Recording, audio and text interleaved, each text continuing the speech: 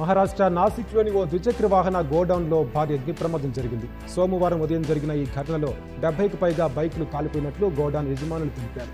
పక్కనే ఉన్న 4 ఇళ్లకు మంటలు వ్యాపించాయి. సమాచారం అందుకున్న సిబ్బంది ఘటనాస్థలికి చేరుకుని 9 అగ్నిమాపక యంత్రాలతో మంటలను అదుపు చేశారు.